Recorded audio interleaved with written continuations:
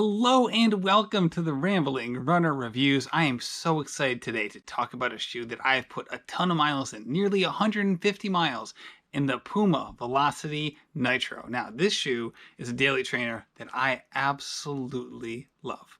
And when we talk about daily trainers, we're talking about shoes that can kind of do everything. So the kind of shoes that you can do the bulk of your miles in, that feel really comfortable, that you just feel good about stepping out the door, sliding them on your feet, and not worrying about them. In addition to that, you want to get shoes that if you want to pick up the pace a little bit, whether it's on a long run where you have a little bit of turnover going on, whether it's special pace or marathon pace, not a lot, just a little bit, or some strides at the end of your run, that they're not going to feel super clunky, that they're going to feel good all the way through in a variety of different uses. And for a lot of people, for daily trainers, you also want to get shoes that can handle different kinds of terrain. Now, for a lot of people that might not matter, but for the Puma Velocity Nitro, that's a key feature that this shoe provides. So before we dive into everything, I do want to say that I bought this shoe with my own money. I'm not getting asked to say anything in particular, and no one's going to see this video before you do. Now, let's get into fit. When we talk about fit, we're talking about predominantly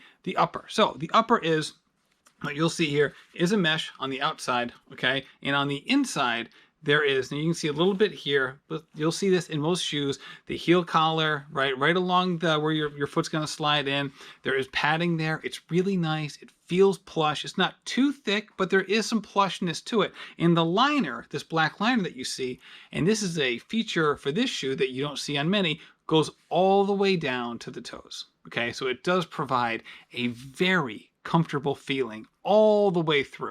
Okay, so that is something that I enjoyed. I am a size 10.5, and this fit me perfectly, not only in the length of the shoe, which is certainly important, but also in the width. So my foot is kind of between medium and narrow, so a little bit more narrow than the standard size, and the laces on here fit perfectly. Now, I tied the laces here for the review, but actually when I laced them up, they're pretty similar to this, maybe a little bit closer, but really, it's a really good fit. I don't have to cinch down too hard.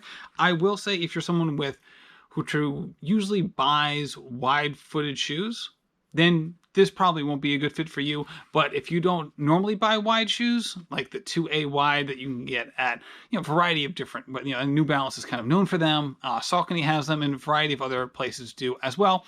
This is not a wide shoe, but it will fit the vast majority of folks. Now, I've seen some reviewers say that they had to size down a little bit in this shoe. That was not the case for me. This fit me a 10.5 absolutely perfectly, but I do want to say that I have seen some reviews say that. That hasn't been my case, but just put that out there. That may be the case for some people. So lockdown-wise, I have no heel slippage. You got a lot of padding back here, which is nice. Can really keep the heel nice and locked down. In addition to that, you'll also see the tongue is really well done. It's a really good tongue. So it has some padding to it. So it's not going to be one of those where the it's also fully gusseted tongue, which is huge. Means it's stuck in there. It ties down into the insole, which is great. The padding of the tongue, it's light, okay, but it's enough where you don't feel the laces, okay, which is another great thing. The laces are fine. Standard laces, they're not too long. They have this little flat feature, which is nice because it's not. I don't like the rope laces. This is overall, from a fit perspective, really, really good. This shoe fit me perfectly right from the jump. All right, let's get into the ride of the shoe. Okay, so when we talk about ride, the first thing we talk about is the midsole. So this is the Puma Nitro midsole. So the nitrogen-infused midsole, these are great. You're going to see these in a variety of different shoes. Skechers is known for them with their Hyperburst. The Flash midsole that Brooks has it as well, and a variety of other shoemakers are also doing it. I love this midsole. It is so squishy. Check it out. Let's see here. Let me get it to the camera so the camera sees it. You see the squish right here. You got a really good squish. In addition to that, you'll see behind this little plastic shank here in the back, you see a little EVA midsole, which is kind of the standard midsole that you see going back 20 years. The EVA midsoles, a little bit there, which it provides something interesting. So I am traditionally more midfoot striker. You're gonna see in some of the video footage, I am landing a little bit on my heel, but not straight-legged heel. It's more of kind of wisp it into the midfoot. So overall, I don't need a big heel. All right, so I like the low drop shoes. Traditionally, this is an 8mm drop. Okay, so it's the 32 to 24 stack height, which means that the forefoot is 8 millimeters down from where the heel is, which is nice, and it feels like an 8 millimeter drop. We're going to get into some reviews where the heel drop may say one thing and feel like another. This is an 8, and it feels like an 8, which is great. Okay, but this midsole is so buttery soft. It is so soft. It's a joy right out of the box. It does not need to get broken in, which is a great feature for these Nitro midsoles. In addition, the problem with some of these Nitro midsoles is that, not Nitro midsoles, but the nitrogen infused midsole, is that oftentimes they can break down a little faster. Okay, for the same reason that they're great out of the box. Okay, this shoe after 150 miles has not had any wear and tear in terms of the durability of the midsole or how it feels underfoot. It is so soft and cushiony, and it just feels great for those daily miles. I am such a big fan of this midsole, and as you probably already guessed, I'm a big fan of this shoe altogether, okay? So the midsole is absolutely fantastic. It makes it, if you're more of a heel striker, and by heel striker, I don't mean someone who just kind of touches the heel, which is what I do, more really getting into the heel. This extra EVA cushioning will definitely help you, whereas if it was just the Nitro all the way through, it might not be enough, but this really takes it to a new level.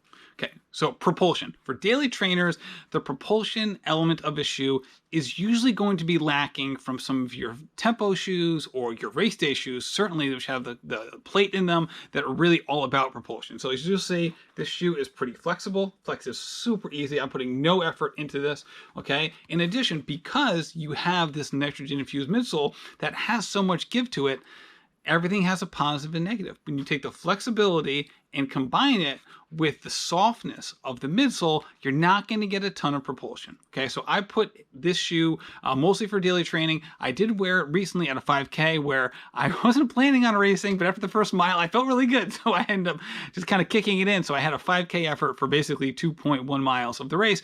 And this shoe was fine, but you can tell in the forefoot when you're really digging in, it doesn't quite punch back. It kind of gives a little too much, and it doesn't really respond. The lack of responsiveness, again, it's not this super easy day shoe, right? It's not like the Nike Invincible, which I ran in just this morning, whereas there's no real pushback. There's a little bit, and that's why it's good for daily training, but it's not a racer. If you're doing marathon pace miles, totally fine. This is a great long run shoe. It's 9.1 ounces. So if that's for a men's size 9, so 9.1 ounces for a men's size 9. And see, women's 7.3.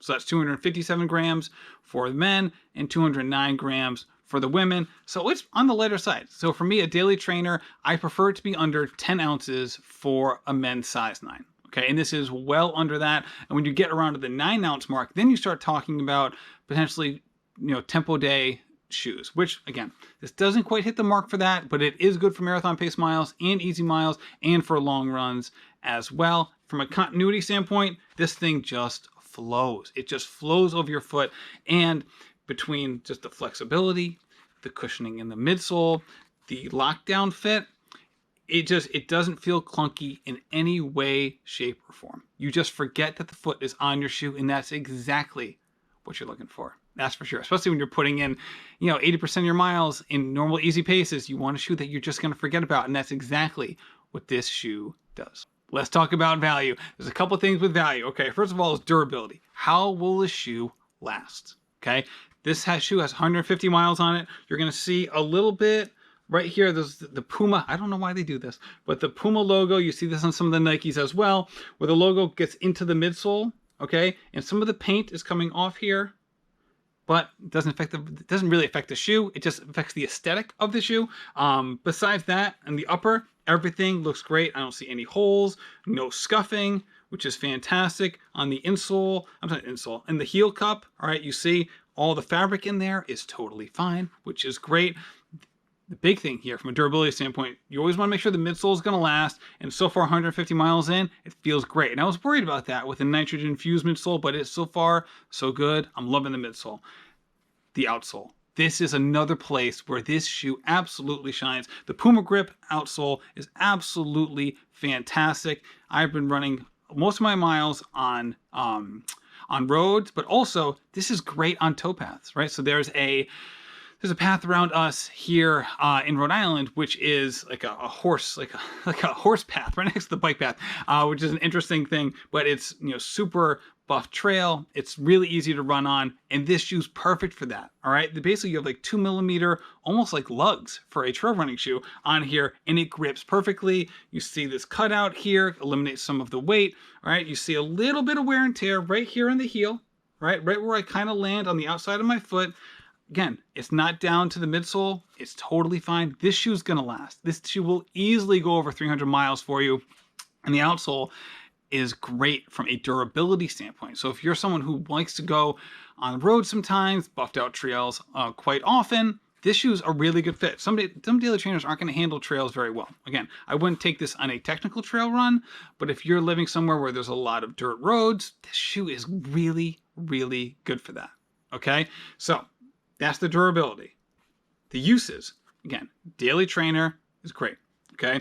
Longer runs, also good because it's not that heavy, 9.1 ounces, okay?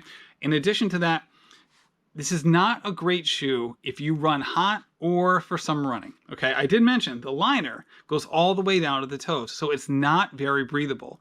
However, and now I haven't tried this shoe, but Puma did launch a variety of different shoes. So they have they have this, they have the Deviate Nitro, and they got the Liberate, and they have the Deviate Nitro Elite. What they did, they put out a cool version of all of them. I haven't tried them, but I wonder if that eliminates some of the lining issue, where it makes it easier to run in the summer. With that said, I'm taping this in the middle of September, so summer running is pretty much behind us, but you might be in a spot that is really hot, in which case, if you like this shoe or you want to try out this shoe, maybe you should go into the Puma website and try the cool version of it. It may be a little bit easier for those warmer temps, okay? But ultimately for me, the uses are simple. Daily running on a variety of conditions. In addition to that, not just conditions, and a variety of, what am I trying to say? A variety of places, okay? So you can use it on the road, you can use it on buffed out trails, and it really works well. So, price. I bought mine for $120. That was several months ago. Actually, probably closer to like 5 or 6 months ago now. So you might be able to find this for around $100, in which case this is a steal of a deal. You're gonna put most of your miles on it and it's gonna last. And if you can get this shoe for around $100 or so, you gotta do it. And I will say, I can hang out mine on the Puma website. Puma has a ton of deals constantly on their website, which is a great place to buy it. So head over there today. They're not sponsoring this. It's just where I got it, and I got mine cheap. I think it retails at $120. I don't think I actually paid $120. I don't think, because they have so many sales, there's no reason to pay the retail price there. There's always a sale to get or a code to use, and I did just that. So that's about it. Thank you so much for watching. If you've tried the Puma Velocity Nitro or any of the Puma shoes, leave a comment below and let me know what you think, because I'll tell you what, before this year, I had never tried a Puma shoe, but I'm sold. I love this thing. Thank you so much, and happy running.